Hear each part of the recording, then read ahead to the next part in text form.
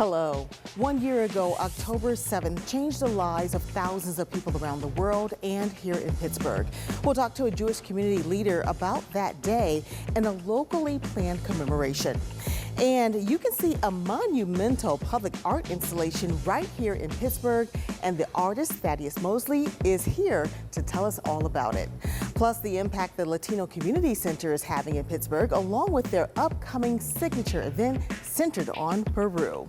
So pull up a chair and meet us at the corner. Intersection starts right now.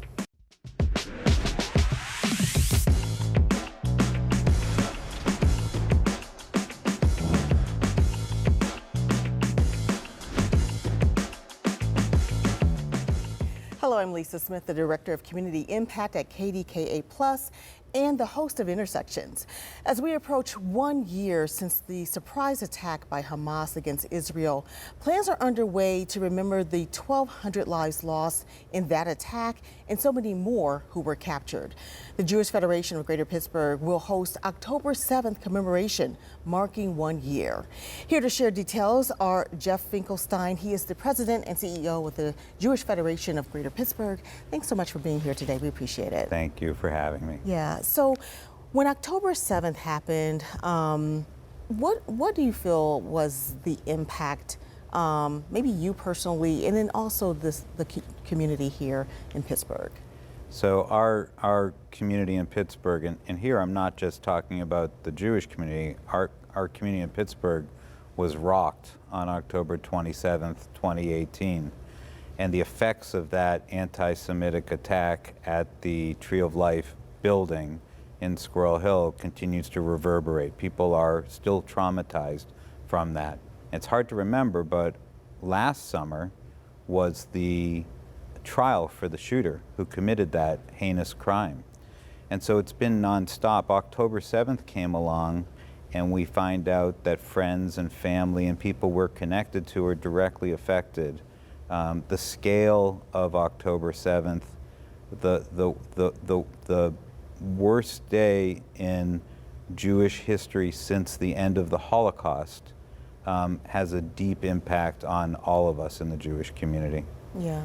So I know that the Jewish Federation has connected with a community that was directly impacted. Tell us a little bit about that connection and what the Jewish Federation is doing to help those residents. Thank you. So along southern Israel, along the border with the Gaza Strip, because remember before there were no Jews living in the Gaza Strip, but they are right along the Gaza Strip in different communities. They were the most directly and deeply affected on October 7th. There's a program that's actually around the world connecting Jewish communities with each of those communities that are in southern Israel. We've been really lucky to be paired with a community called Nir Yitzchak. It is a kibbutz, meaning it's more of a socialized community, socialist community where everyone shares, and they're beautiful people. They lost several on October 7th, several members who were killed as they were fighting to defend the kibbutz, and a couple were taken hostages. One of the people who was killed on the kibbutz was a young person who was at the Nova Dance Festival, where we know hundreds of people, mostly young, were slaughtered that day. So we're going to be working with them to help them reestablish their community so people can move back and live a great life once again. Yeah, and they've been able, or maybe a few have been able to come here to Pittsburgh? We just had a visit from one of the representatives of the kibbutz here this past week. It was really meaningful and powerful, and it was really about their resilience and the way the community was before October 7th and what they're trying to rebuild to. It was very powerful. I was actually there in June, so I saw firsthand what's going on. It's tough there still, and less than 50% of the residents have moved back, and it's because, first of all, you know, they want to make sure the education system is good enough for their kids, and most of the people who haven't moved back yet are younger and have young families. And also, there's a war that's being fought just a couple of kilometers away from them. And so they want to make sure that their children will be safe. Yeah. So I want to talk about the commemoration that is planned. What exactly are you hoping will be the outcome of this commemoration? And if people attend, what can they expect? So the commemoration on October 7th is at 6:30 p.m. We are doing it outside to make sure the public sees it. We are using this to remember what happened on October 7th. It is all about the 1,200 people who were killed, the hundreds taken hostage and those that are still being held hostage, and the thousands who are still recovering from injuries that day. It is focused on that one moment. And we expect elected officials to speak. We expect some Jewish prayers that are said. It should not be a very long program. More than anything, and I think we've seen it time and again, when something horrible happens, it's really important to be with community, and this is a chance for people to come together. Yeah, I think I saw also that there's a plan to have some therapists on hand. Yeah, we're very, very attuned to being trauma informed in everything we do. Again, especially because of what happened here in 2018. So we want to make sure, because there will be difficult things, stories that are going to be told, that we want to make sure people have whatever they need to stay strong. Okay, well, Jeff, we really appreciate you coming and sharing all this information, and hopefully we'll see you another time. Thank you. All right. Well, coming up, producing art into his 90s. We'll talk to one of Pittsburgh's artistic living legends. Intersections. We'll be right back.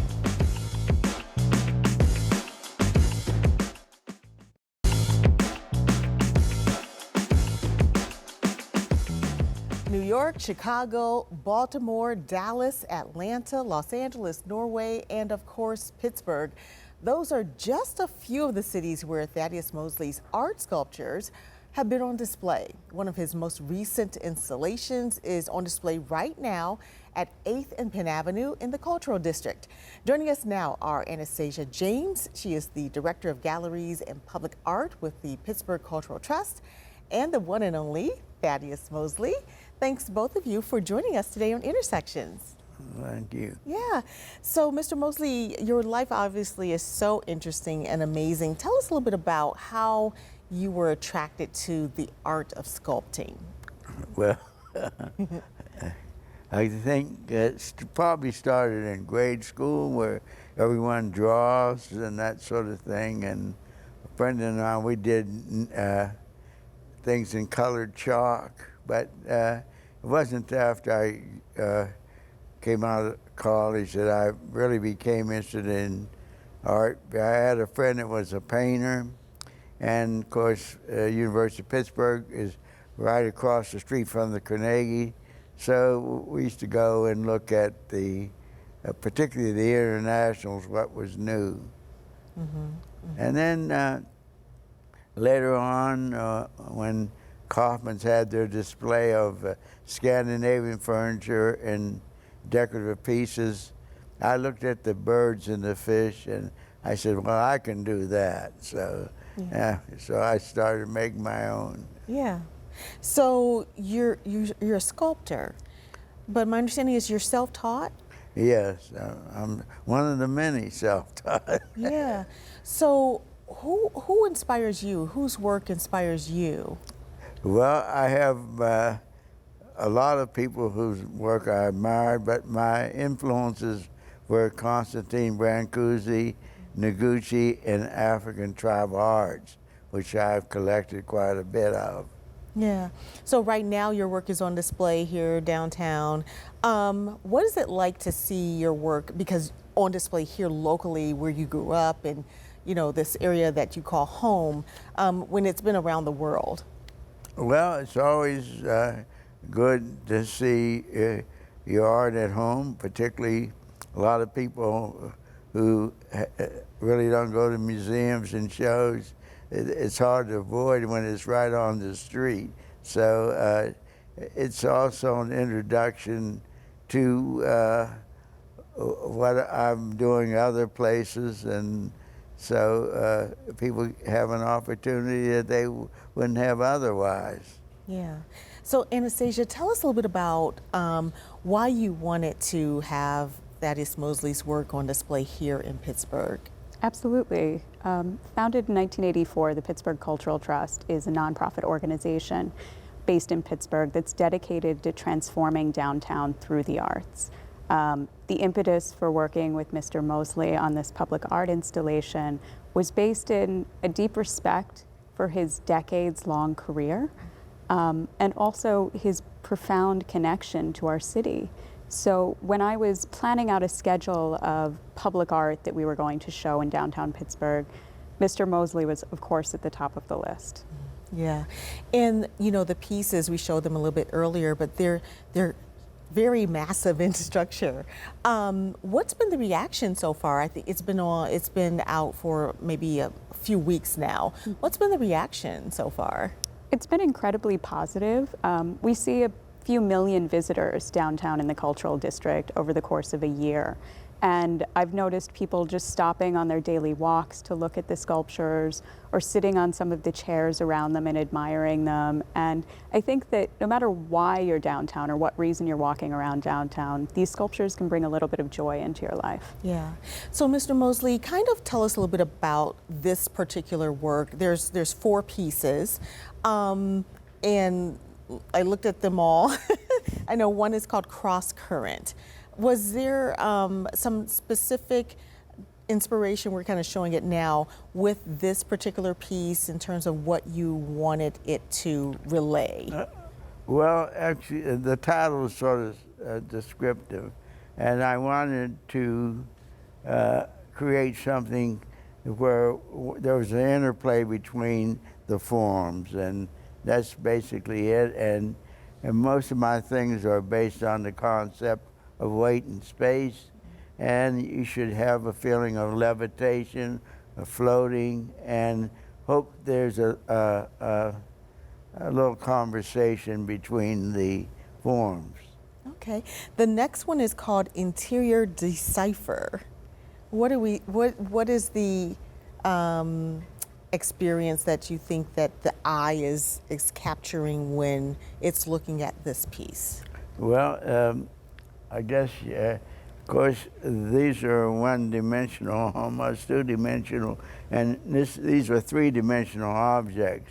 So you'd almost have to walk around it to get the full feeling of volume and interplay, where the idea is like figuring out the form, deciphering the form, deciphering the idea. I'm hoping all these things sort of evoke some sort of thought. Yeah, yeah. Rosogenic rhythms is the third one. Well, this is like just the roots of something, and rhythmic. I'm for many, many years an aficionado of jazz, and I've heard just about all the great ones, seen many times, and this is sort of a jazz idea. Yeah, kind of an ode to jazz music, in a sense, maybe. Yeah, and it should look rhythmic to you. Yeah, yeah. And the last one is illusory. Am I saying that right? Progression. Well, yes, and I hope you. From the accents at the top of the sculptures, I say the idea, of course, is weight in space, and you should get always some feeling of movement. I don't know how much progression you'll see, but the idea is strictly visual. Yeah. Somebody told me that you listen to jazz music while you're doing your art. Not really. I have it playing all the time in the background. Really? But I make so much noise myself with the mallets and so forth. But when I stop, and it's always good to hear, I am a great music buff, and nothing like to me is hearing good live jazz Of course, not as much as it used to be, but there's still some around. Yeah, absolutely. Well, we so appreciate you coming. Anastasia, how long will people be able to see this work? The sculptures will be on view for a full year, so you have plenty of time to get downtown to see them. Awesome. Well, thank you both so much for coming. We really appreciate it. Thanks for having me. All righty. And coming up, a chance to take a deep dive into Peruvian culture. Intersections. We'll be right back.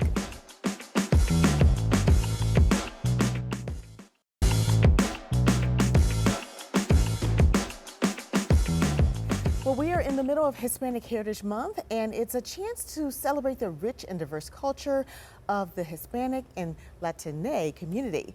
One of the organizations making an impact here in Pittsburgh is the Latino Community Center. It's been around for 7 years, and they have a lot of engaging activities. Joining us now are Sofia Bermeo. She is the Director of Operations with the center. We also have Dr. Belkis Torres, a member of the center's Board of Directors. Thanks so much for joining us today. Thank you for having us. So, Dr. Torres, tell us a little bit about the Latino Community Center and how you interact with the community here in Pittsburgh. The Latino Community Center has been around since 2017. It was founded by our executive director, Rosa Maria Cristelo, with a vision about helping the Latino community through an organization that is led by Latinos for Latinos. And so it's an opportunity for us to really engage linguistically and culturally with folks who have been in the area for a while or who are just recently arriving. A lot of folks may not know that there's about 50,000 Latinos across Pennsylvania. The majority of them are actually here in the greater Pittsburgh region. Yeah. And so the Latino Community Center provides opportunities to engage for families and students to feel welcome.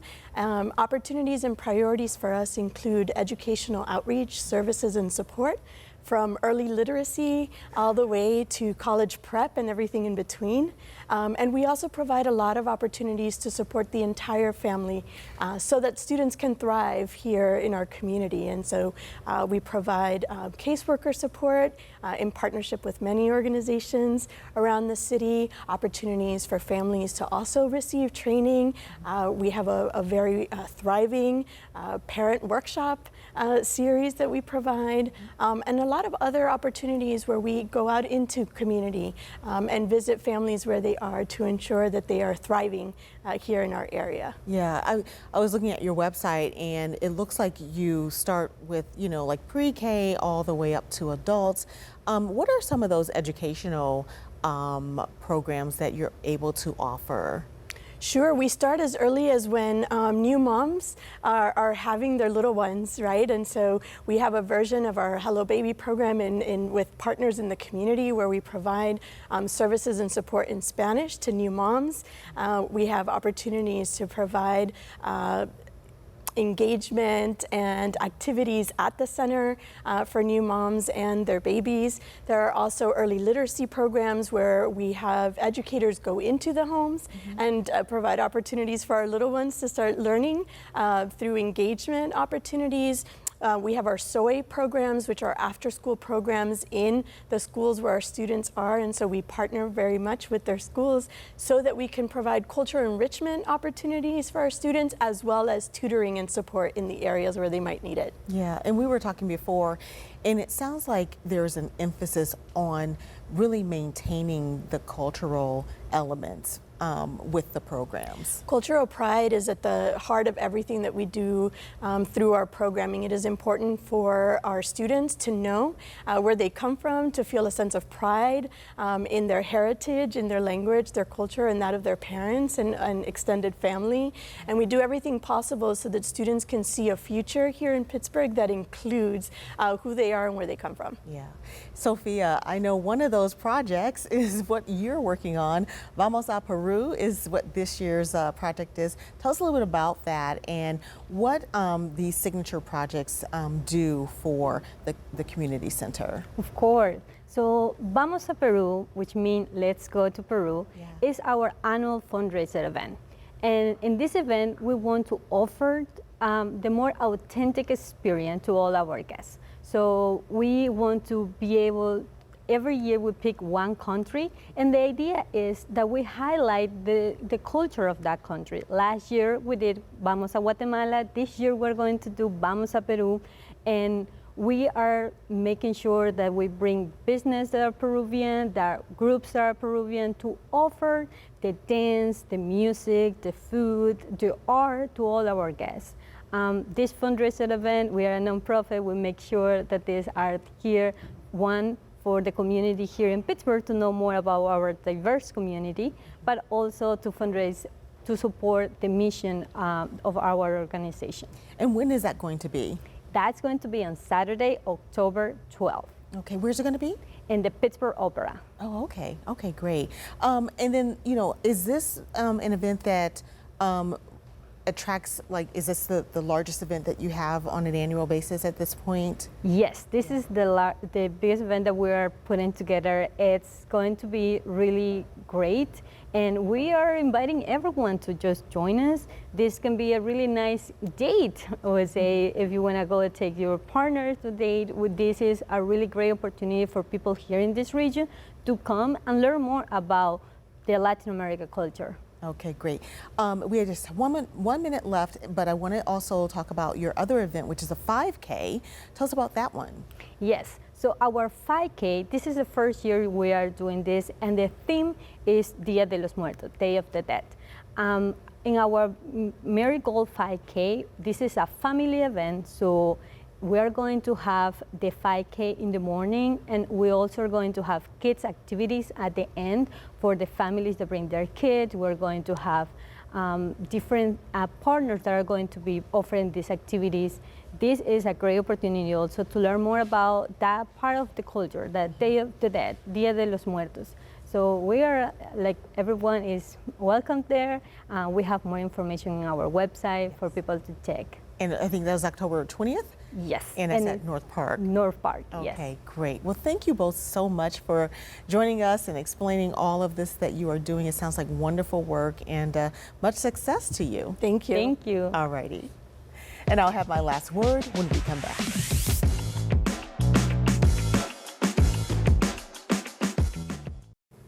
Inspiration. There are so many things surrounding us that give us the push we need to do something. Many times people inspire people. We see the accomplishments of someone, and that makes us want to push for our own dreams. Or we see how someone is helping or serving people in need, and it makes us ask ourselves, what can I do? Inspiration is the beginning of a journey, a road we take to make ourselves or the lives around us better. Thanks for watching. We'll see you next time on Intersections.